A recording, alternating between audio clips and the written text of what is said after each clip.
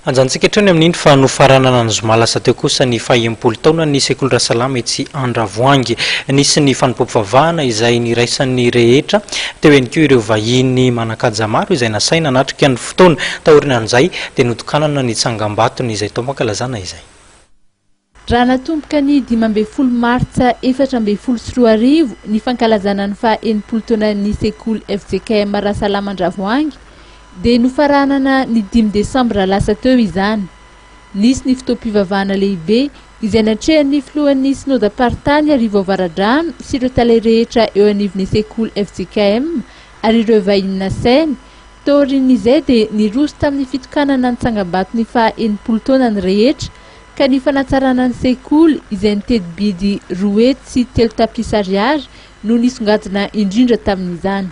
Anisan'ny tsangam-bato goavana tamin'izany fankalazana ny Famaranana faha-20 taona izany dia ao ireo ezaka lehibe izay nifandrombona ny mainty milaliny sekoly dia ny trano famakiam-boky, eo ihany koa ny fanatsarana ny tontolon'ny sekoly, ny fandokoana ny trano sekoly rehetra sy ny dinamina fametahana ny amin'ny trano sekoly lava be izay hitantsika eto io ilay trano lehibe manoloana eo afovoan'ny sekoly. Anisan'ny esaka goavana izay nifandrombona indray aman-dreny ny mpianatra ireo dia makasitraka ny indray aman-dreny ny mpianatra, makasitraka ny mainty milaly, makasitraka ireo rehetra fanohana rehetra izay tsy ankanavaka tamin'izany fanatsarana ny sekoly izany. Ny lohahevitra izay nentina tamin'ity faha-20 taona ity moa izany dia hoe ny voninahitra sy trano sy anaparany dia lehibe lavitra no ny tany aloha.